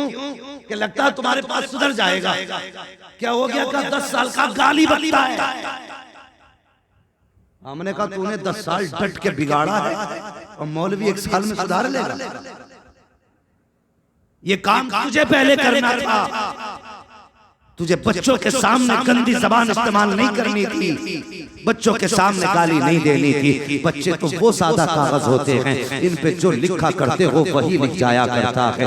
बच्चे बड़ों को देख के सीखा करते हैं। मुझे बताओ, अरब के बच्चों को कोई अरबी पढ़ाने आता है? हिंदुस्तान के बच्चों को कोई उर्दू पढ़ाने आता है? और यार ये जिस माहौल में पैदा हुए, बंगाल में पैदा होने वाला बच्चा बंगला बोलता है, यूपी में पैदा होने वाला उर्दू बोलता है, हाँ कर्नाटक में पैदा होने वाला वाला करना बोलता है, सब अपनी अपनी भाषा बोलते हैं। इन्हें किस उस्ताद ने पढ़ाया? कोई पढ़ाने नहीं आया। बाप को पर बोलते सुना, बच्चा बोलने लग गया। बाप ने बंगाली भाषा बोली, बेटा बंगाली बोलने लगा। बाप ने अरबी बोली, बेटा अरबी बोलने लगा। बाप ने इंग्लिश बोली, बेटा इंग्लिश बोलने लगा। अगर ये जबान तेरी सुन के बोला है तो गाली भी तेरी सुन के बोल रहा है। तूने गाली बकी तो बेटा बोल रहा है, तूने बदतमीज बोला तो बेटा बोल रहा है। आ उठा, एक तारीख तुझे बताऊं। एक बुजुर्ग बहुत बड़े गुजरे हैं, असर का वक्त का सफर कर रहे थे, नमाज का वक्त आया, पानी नहीं था, तलाश करने लगे पानी कहाँ मिलेगा। दूर दूर तक पानी न मिला। एक कुआं नजर आया बस्ती के करीब। आप गए और जाने के बाद आपने देखा कुएं में पानी तो है लेकिन नीचे है पानी। आपने डोल रस्सी को तलाश किया, कहीं डोल और रस्सी न मिली। आपका ये हाल देख करके छत पे एक छोटी सी बच्ची खड़ी थी, उम्र 6-7 साल की। उसने देखा, देख के समझ जाती है, चेहरे का नूर बता रहा है कोई दीनदार आया है, पगड़ी बता रही है कोई आलिम दीन है, लिबास बता रहा है मुस्तफा का गुलाम है। बच्ची छत से देख के कहती है, क्या बात है जनाब, बड़े परेशान नजर आ रहे हो। कहते बेटी असर का वक्त हो चुका है, पानी नहीं है, मुझे पानी निकालने के लिए कोई डोल और रस्सी नहीं मिल रही है। अल्लाह अकबर का इसलिए परेशान हूँ, अगर पानी ना मिला तो वुजू कैसे करूंगा, नमाज भी पढ़नी है। बच्ची ने इतना सुना, मुस्कुरा के कहती बस इतनी सी बात? कहा हाँ। कहा लो पानी अभी मिल जाता है। ये कह के बच्ची छत के किनारे के करीब आई है। आने के बाद बच्ची ने कुएं की तरफ मुंह किया है और यार कुछ पड़ा नहीं बल्कि थूक दिया कुएं की तरफ। जैसे थूकना था अभी थूक पानी में नहीं गया, पानी उछल के कुएं के किनारे तक आके खड़ा हो जाता। बच्ची कहती है जनाब कर लीजिए वुजू। जब इतनी बात बच्ची ने कही ना वुजू कर लीजिए, तो वुजू तो किया जनाब ने, नमाज भी पढ़ी। कहने लगे बेटी एक बात बता, तुझ पे तो अभी रोजे भी फर्ज नहीं, नमाज भी फर्ज नहीं, फिर ये तूने फजीलत कैसे हासिल कर ली कि तूने थूक दिया और कुएं का पानी किनारे पे आ गया? उसने कहा बाबा ये राज की बात है। कहा कौन से राज की बात? उसने कहा किसी को बताना नहीं। बात यह है जब हम रात को बिस्तर पे लेटते हैं ना तो हमारी माँ ने 100 दानों की तस्बीह बना के दी है। कितने दानों की? 100 समझते हैं ना? 100 दानों की, 100 दाने की तस्बीह बना के दी है। कहा मेरी माँ उस वक्त तक नहीं सोने देती है जब तक मैं हुजूर पे 1000 मर्तबा दुरूद नहीं पढ़ लिया करती। वो बच्ची कहती कोई इबादत का कमाल नहीं, ये हुजूर पे दुरूद पढ़ने का कमाल है। पता चला जैसे बच्चों को तरबियत दी जाती है बच्चे वैसे ही बना करते हैं। इसलिए अगर चाहते हो नस्ल अच्छी हो तो बच्चों को तरबियत अच्छी हो। घरों में गालियां बकेंगे, झगड़े करोगे घर में? नहीं, अगर अच्छी नस्ल चाहते हो तो घरों के हालात बेहतर करो, घरों के हालात बेहतर करो। अगर किसी की औरत बहुत ज्यादा खराब है, हर वक्त शोहर से लड़ती रहती है, फरमाया गया उसे सब्र के साथ बर्दाश्त कर। जो अपनी बद किरदार औरत को निभा के आखिरत में आएगा, फरमाया गया अल्लाह उसे हजरत अय्यूब अलैहिस्सलाम के सब्र के बराबर सवाब अता फरमाएगा। इतना बड़ा सवाब अल्लाह ने रखा। हाँ, इसलिए गुजारिश है हालात बेहतर करो। आज मसाइल ये नहीं है कि चंदा कितना है, मसाइल ये नहीं है कि इन लड़कों ने क्या किया।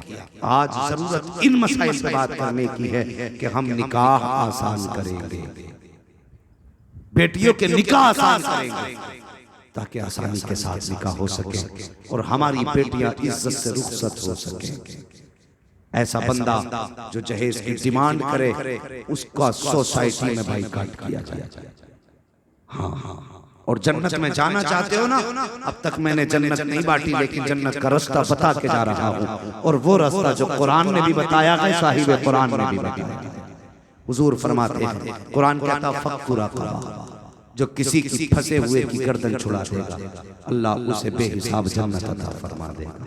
हाँ, अगर जन्नत में जाना चाहते हो, देखो कोई गरीब है और उसके घर में बेटियां हैं, यतीम है बेटियां, बेवा की बच्चियां हैं, अल्लाह ने तुम्हें साहिब इस्तिताअत बनाया है, जानते हो, बिना जहेज के उसकी बेटी से निकाह करो इज्जत के साथ, उसे अपने घर में ला करके उसके सर के लिए छत दे दो। खुदा की कसम, तुम गरीब को कम माल से निभा लो, क़यामत के दिन खुदा तुम्हें कम नेकियों के साथ निभाएगा। ये जन्नत में जाने के आसान तरीके हैं। कोशिश करें, हालात बेहतर करें। हुजूर की जो तालीमात है हम उन पे अमल करने की कोशिश करें और निकाहों को आसान करें।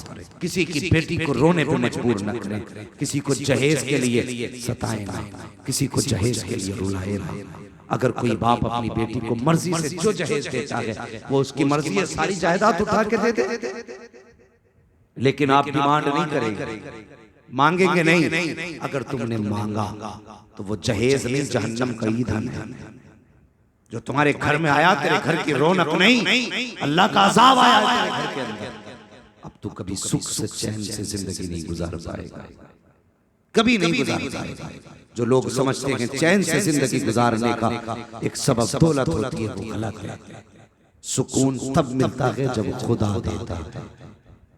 पता चला कि अमीर गोलियां खा के सोते तब भी नींद नहीं आती, गरीब जहां लेट जाते हैं वहीं नींद आ जाती है। इसकी वजह क्या है? इसकी वजह यह है कि फुटपाथ पे सो जाते हैं अखबार बिछाकर मजदूर, कभी नींद की गोली नहीं। इसलिए कि मजदूर के दिल को खुदा ने सुकून बख्शा है और अमीर के दिल को सुकून नहीं है। दौलत होते हुए नहीं सो पाए। सुकून खुदा की तरफ से होता है, दौलत की तरफ से। इसलिए काम ऐसे करें जिससे अल्लाह दुनिया में भी सुकून अता फरमाए, आखिरत में भी सुकून अता फरमाए। और मरो ना मरो तो अपने बेटों को तो देते ही हो जाएगा, कम से कम बेटी को घर में एक कमरा जरूर दे, ताकि तुम्हारे बेटी तुम्हारे घर पे आए तो उनकी भाभियां उन्हें घर से न निकालें। अगर घर से निकालेंगी तो एक कमरा अगर तुम बेटी को देके चले जाए तो पूरी जिंदगी अपना हक समझ के बेटी उसमें आती रहेगी। वरना याद रखना, अगर तुम्हारी वजह से बेटी रोई तो अल्लाह कब्र में करवट लेने तक की जगह नहीं देगा, करवट लेने तक की जगह नहीं देगा। इतनी तंग कब्र कर दी जाएगी कि करवट तो क्या, तुम उसके अंदर जो पसलियां मिला दी जाएंगी ये तक नहीं खुल पाएंगी। बेटियों के साथ इंसाफ करके जाओ, इन्हें रुला के ना जाओ, इन्हें कम से कम कमरा दे के चले जाओ। और याद रख, तू बेटे को सारी संपत्ति दे दे। बेटा कितनी बार तुझे इसाले सवाब करता है, साल में एक बार बरसी करता है। कभी बाप के लिए बेटा कुरान नहीं पढ़ता, लेकिन ये बेटियां जिनको तुमने कुरान पढ़ाया, जब जब कुरान लेके बैठती तब तब हाथ उठा के कहती है, या अल्लाह मैंने जो कुरान पढ़ा है इसके बदले में मेरे बाप के गुनाहों की मग़फ़िरत फरमा।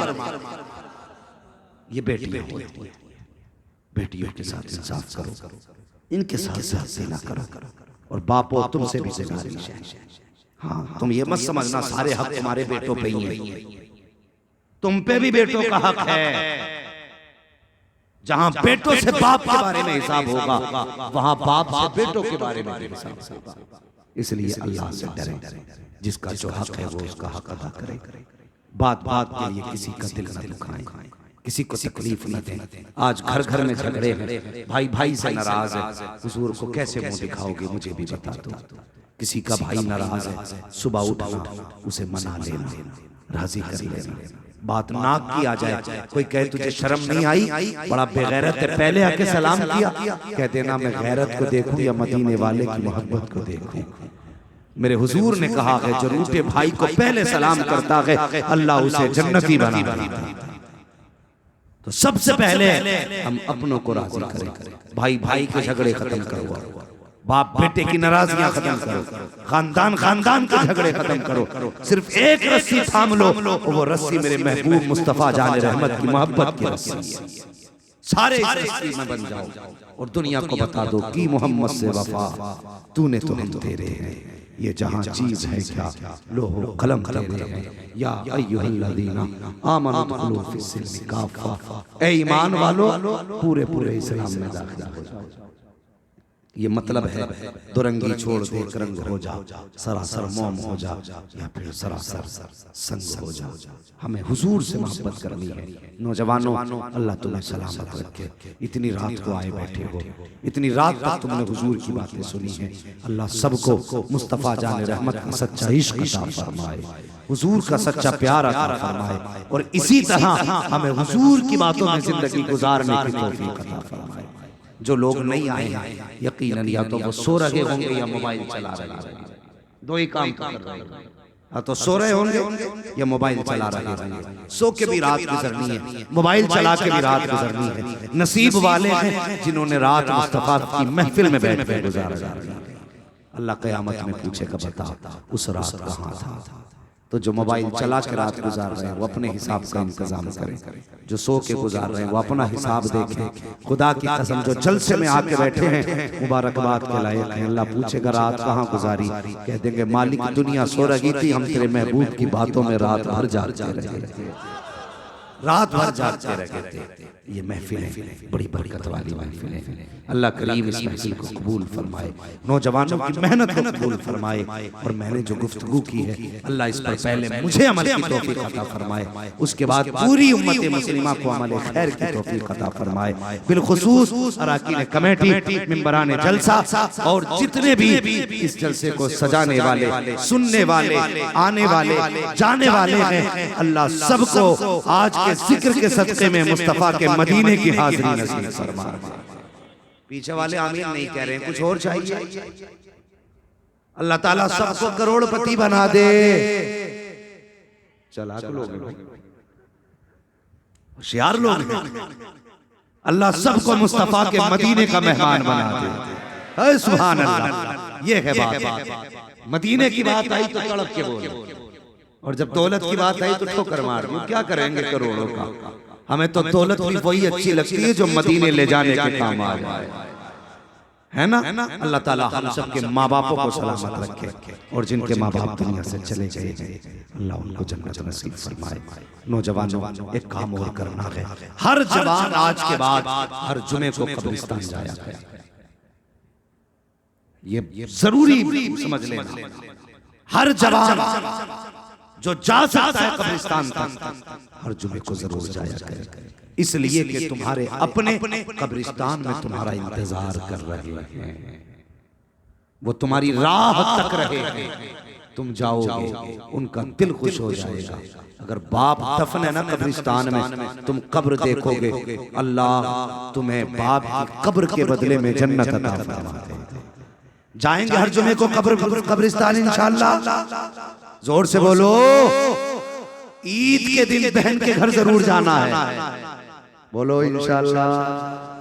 कुछ लोग डर रहे हैं, ये मौलवी खर्चे की बात बता के तुम्हारे तुम जाते हो या लेके ही आते हैं, दे के आते हैं ना। अल्लाह सबको देने वाला। हाँ, ईद के दिन दुनिया नए कपड़े पहन कर मेले जाए, तुम बहन के घर जाना, बेटी के घर जाना। खुदा की कसम मेले जाके कलेजा इतना ठंडा नहीं होता जितना बहन के दरवाजे पे जाके कलेजा ठंडा हो जाता है। इसलिए जुमे के दिन कब्रिस्तान जाना है, और हर ईद पे बहन के घर जाना, बेटी के घर जाना। अल्लाह करीम हमारे समाज में रिश्तों की वो खुशबू अता फरमाए कि एक दूसरे की हमारे दिलों से नफरतें खत्म हो, एक दूसरे को प्यार बांटे, एक दूसरे को मोहब्बतें बांटे, एक दूसरे को खुशियां तकसीम करें। किसी को दुख हो तो सारे उसके दुख में शरीक हुआ करो। वो यार कुछ भी ना कर सके, अगर किसी मरीज की खैर खबर लेने अगर सुबह को चले गए, अल्लाह 70,000 फरिश्तों की ड्यूटी लगाता है कि जो खैर खबर लेने जाता है 70,000 फरिश्ते शाम तक उसके हक में मग़फ़िरत की दुआएं करते रहा। कितने फरिश्ते? कितने? 70,000 फरिश्ते दुआ करते हैं, अल्लाह इसे बख्श दे, इसे बख्श दे। बता, जिसके लिए दुआएं फरिश्ते करते हो फिर उसके लिए जन्नत कितनी आसान हो जाएगी। कोई बीमार हो ना तो आपको उसके यहाँ जरूर जाना, उसकी यादत के लिए। कुछ लोग ऐसा भी करते, माफ करना हंसाना मकसूद नहीं है, बताना मकसद है।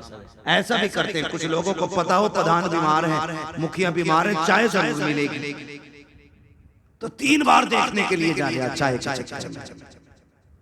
ऐसा ना करना, बोझ न बनना, जाना खैरियत मालूम करना और वापस आ जा, ताकि अल्लाह तुम्हारे पीछे 70,000 फरिश्तों की ड्यूटी लगा। इसलिए जाना जरूर है। एक बात और अपने समाज से कह जाऊं, आखिरी बात है, बस दिल मजबूत करके इसे भी बर्दाश्त कर लेना। अगर तुम्हारे अपने मुसीबत में घिरे हों तो अपने पैसों को उनसे बचा के मत रखना, इसलिए कि पैसा मेहनत से हासिल किया जा सकता है, लेकिन रिश्ते मेहनत से हासिल, जोर से रिश्ते मेहनत से हासिल नहीं किए जाते। और अमीर बनने का तरीका यही है, अगर तुम्हारा अपना मुसीबत में हो तो दौलत उस पे लुटा दो, खुदा इतना देगा कि तेरी सास पुश्तों का भला करेंगे। ये काम भी इंशाअल्लाह बड़े बड़े मक्कार लोग करेंगे। पता चले बहन अस्पताल में है या अपनी खाला अस्पताल में है, मोबाइल बंद कर ले, चील गाड़ी लगा देता मोबाइल ताकि फोन ना आ जाए। हाँ मुझे भी पता फ्लाइट मोड बोलते हैं उसको, लेकिन मैंने कहा मुझे अच्छा लगा, मैं कहता हूँ लोग चील गाड़ी लगा देते ताकि किसी का फोन ना आए। अगर कर दिया फोन तो बच्चे से उठवाते, बेटे क्या अब्बू घर पे नहीं, वो फोन उठा के कहता अब्बा घर पे नहीं, ये झूठ। और उठा भी लिया खुद ने, कहता क्या बात है, कहा भाई हॉस्पिटल में हूँ, 10,000 की जरूरत थी, बस डॉक्टर ने कहा है 10,000 चाहिए, ब्लड चढ़ेगा। कहता ओ अब मांगे हैं, कल बताती तो दे देता, अभी फला आया था लेके चला गया, अब तो देने के लिए कुछ भी नहीं है। बेवकूफ हैं वो लोग जो ये समझते हैं बहन को देने से कम होता है, बहन के मांगने से कमी आती है। खुदा की कसम बहनों को और अपनों को देने से कम नहीं होता है, बल्कि अगर रिस्क में बरकत ना हो, रिस्क में तंगी आ गई हो, रोटियों के लाले पड़ गए हो, किसी से तावीज मत लेना, किसी के पास मत जाना, बस इतना करना, अपनों को बुलाना, दावत करना, दस्तरखान पर बैठाना, हाथ उनके आएंगे, रहमत खुदा की उतरने लगेगी। करेंगे ये काम इंशाअल्लाह, इंशाअल्लाह। जोर से कह दो इंशाअल्लाह। हाँ अगर ये कहना हो मौलवी बड़ी कड़वी बातें करके गया तो जितना मारना अलाउद्दीन भाई को मार, इन्होंने ही बुलाया। हाँ और अगर ये पिटते पिटते थक जाए तो कमेटी पकड़ लेगा, मगर याद रखना जितनी बातें मैंने कही हैं तुम्हें धोखा देने के लिए नहीं, बेवकूफ बनाने के लिए नहीं। मैं 10 मिनट में तुमसे नारे लगवाता, वाह वाह करके चला जाता, मुझे भी आती है ये बातें, बस मैं ये सोच के आया तुम्हारा भी एक मिनट कीमती है, मेरा भी एक मिनट कीमती है। इस वक्त में जो तुमने रात गुजारी है न जाग के, इसमें हुजूर की बातें भी हुई हैं, उनके दीन की बातें हुई हैं, सिर्फ इसलिए ताकि अल्लाह जिक्र की बरकत से हम सबको अमल की तौफीक अता फरमा दे। जोर से कह दो। और जिन जिन लोगों ने दुआओं के लिए कहा है मौला करीम उनकी जायज़ मुरादों को पूरा फरमा दे। या अय्युहल्लज़ीना आमनु दुखुलू फिस्सिल्मी काफ़ा, ए ईमान वालो इस्लाम में पूरे पूरे दाखिल हो जाओ। इस्लाम में पूरे पूरे दाखिल होने का मतलब ये है, ऐसा नहीं होना चाहिए निकाह का मौका है और डीजे बज रहे हैं, निकाह सुन्नत है, गाने बज रहे हैं, निकाह सुन्नत है, तमाशे हो रहे हैं। नहीं मुसलमानों, नौजवानों अहद कर लो, दुनिया को बता दो हम हुजूर के हैं और निकाह की सुन्नत हुजूर की है, तो घर हमारा होगा, बातें मदीने वाले मुस्तफा की होनी चाहिए। हाँ बोलो इंशाअल्लाह। कुछ कह रहे हैं भाई जान? हाँ तो शादी पे भी हुजूर की बातें होनी चाहिए। गाने गाने और मौलवियों की जिम्मेदारी है जो शादी में गाने बजाए, ना उसके यहाँ दावत में जाए, ना उसके जनाजे में जाए। हम नहीं देखिए कैसे बजा रहे हैं। हाँ समाज वाले और जिम्मेदारी अगर ना रोके कोई, बाइकाट करो यार, कैसे हुजूर से मोहब्बत है। कहो निकाह हुजूर की सुन्नत है, बंद कर गाने। अगर तू बंद नहीं करेगा ना हम तेरे खाने में शरीक है, ना तेरे जनाजे में शरीक है। बंद करो तमाशे। निकाह बेटे का होगा तो बातें मदीने वाले ये कर और फिर मर। खुदा की कसम तीजा 3 दिन के बाद होता है, 40वां 40 दिन के बाद होता है, 10वां 10 दिन के बाद होता है, बरसी साल के बाद होती है। ये काम कर जा, हुजूर के लिए दुनिया छोड़ दे। मर के कब्र में बाद में पहुंचेगा, कफन खुलेगा बाद में, मुस्तफा कब्र में तेरी पहले तशरीफ ले आए।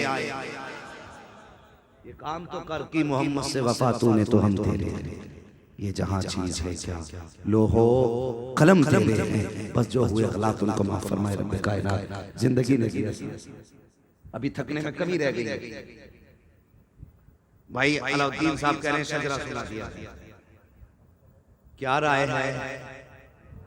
हाय माशाल्लाह कुछ लोग सो रहे हैं, फजर तक नहीं चलना भाई।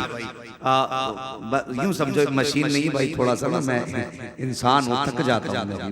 कैनान के बेटे मैलाइल के बेटे देखो जी, ये तुम्हारा जो मजमा है ना, बीच में लोग शायद दूसरी पार्टी के बैठे हैं।